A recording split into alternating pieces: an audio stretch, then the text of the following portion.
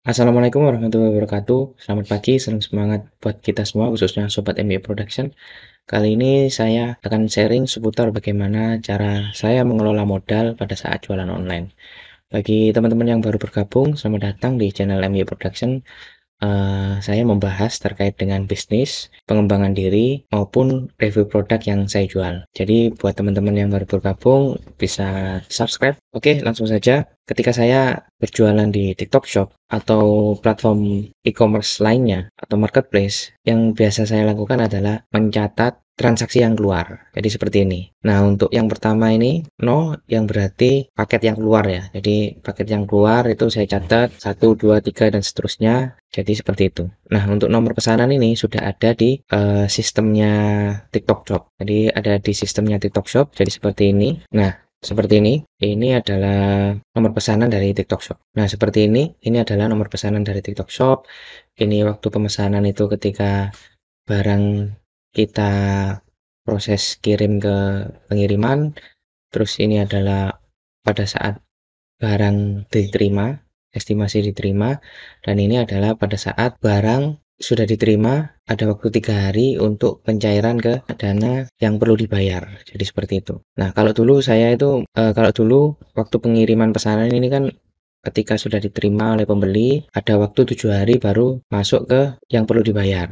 Tapi untuk sekarang saya sudah mencapai batas penjualan ya. Maksudnya itu di TikTok Shop kalau nggak salah ketika penjualan saya sudah 800, maka dana yang akan di akun TikTok Shop kita atau ke akun TikTok Shop kita itu hanya 3 hari. Nah, itu kita mesti perlu mencatat. Jadi yang di TikTok Shop tadi di copy dan dipaste di Google Spreadsheet. Kenapa saya pakai Google Spreadsheet? Karena enaknya Google Spreadsheet itu kita bisa mengedit kapan saja. Jadi kalau semuanya Excel kan saya mesti mengedit laporan ini hanya satu laptop ya.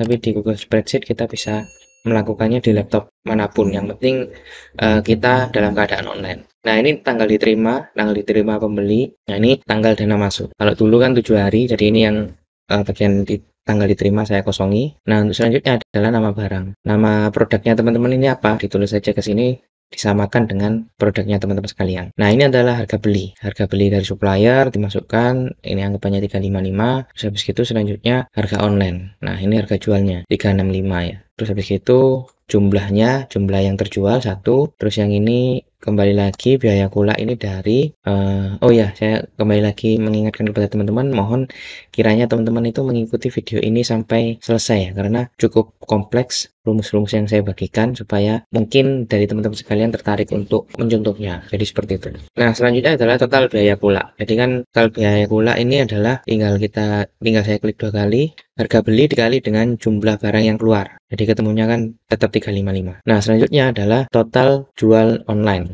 Jadi total jual online ini adalah harga online dikali dengan jumlah barang yang keluar. Nah, selanjutnya ada admin online 1. Ini kalau dulu di TikTok Shop itu adminnya 1% ya. Jadi harga jual online saya kalikan 0,01 atau 1%, ketemunya 3.650. Jadi seperti itu. Nah, selanjutnya ada admin online 2. Jadi dulu di TikTok Shop itu setiap transaksinya ada pemotongan 2.000. Jadi ketemunya 359.350 rupiah. Dari mana? Dari total jualan online dikurangi dengan admin online 1, admin online 2, maka ketemunya 359.350. Nah, selanjutnya di perkiraan keuntungan. Jadi untuk perkiraan keuntungan satu barang itu adalah 4.350 dari pendapatan setelah dipotong admin dikurangi dengan biaya kula. Maka ketemunya biaya kula atau biaya beli dari supplier ya. Jadi ketemunya 4.350. Jadi seperti itu cara saya untuk memonitoring dana yang masuk atau akan diproses di TikTok Shop, supaya pada saat kita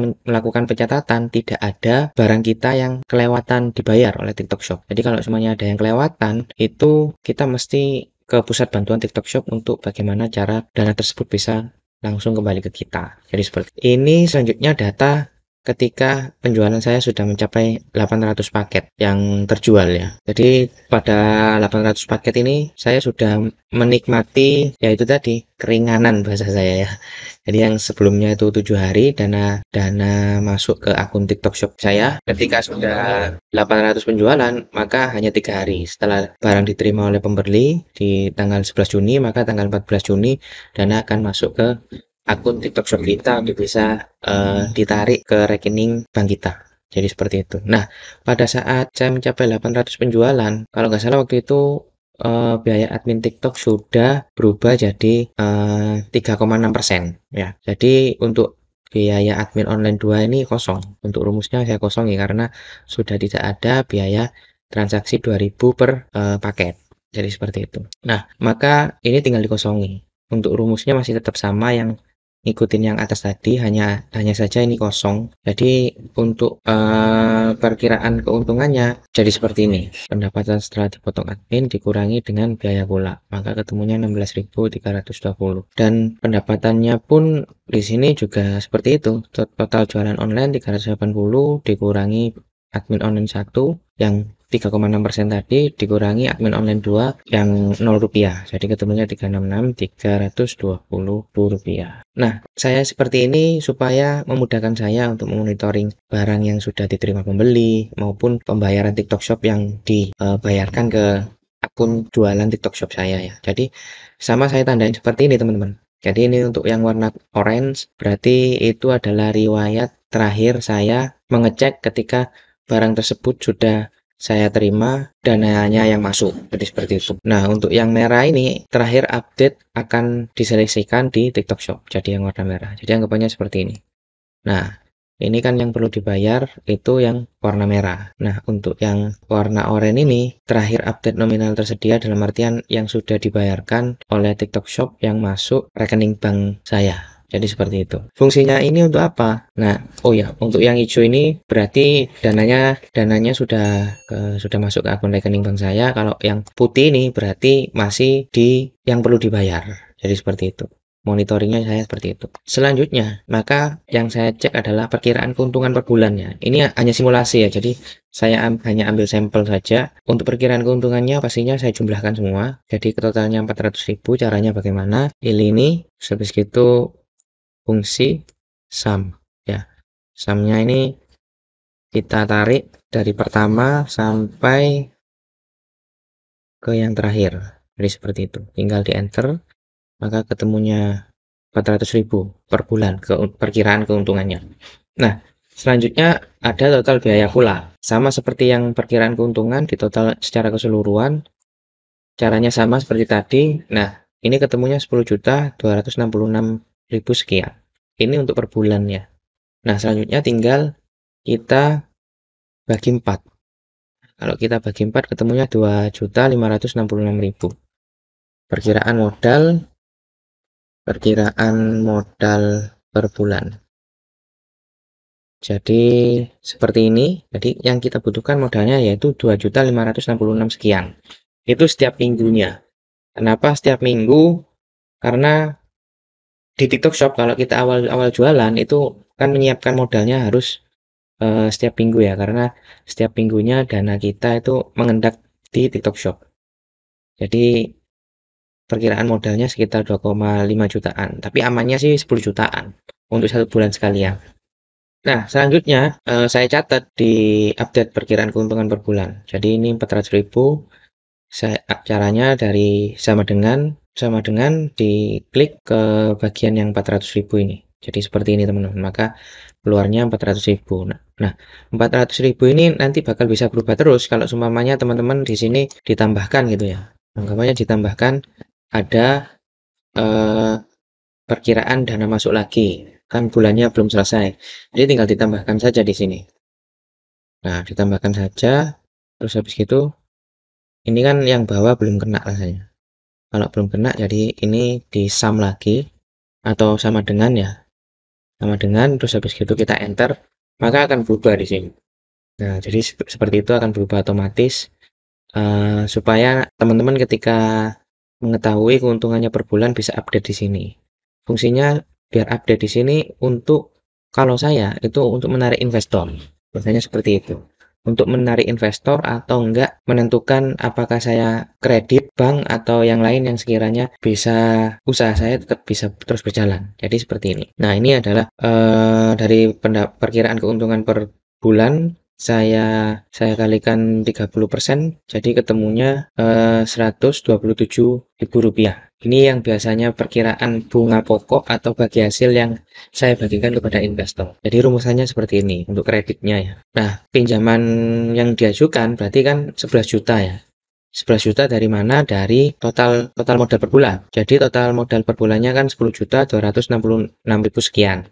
Maka saya butuh modal ke investor itu adalah 11 juta. Jadi seperti itu untuk operasional per bulan. Jadi yang ini pokok hutang, ini simulasinya kalau kita pinjam bank ya. Nah, pokok hutangnya 906.000 sekian, terus habis itu pokok bunganya 1,5% biasa rata-rata per bulan. Jadi ketemunya 165.000 pokok bunganya, angsurannya per bulan itu 1.081.000. Jadi seperti itu. Kalau pinjam bank kan 11 juta, kalau lunas biasanya perkiraan sampai ketemu 12.980. Nah, total bunga pokoknya sendiri 1.980. 1.081.000 ini kan dibayarnya 1 bulan ya, teman. Bayarnya 1 bulan. Sementara kita di TikTok Shop itu per bulannya modalnya 2.566.000. Jadi kan dari kredit ini kita masih punya sisa anggapannya sampai tenor 12 bulan itu masih punya sisa.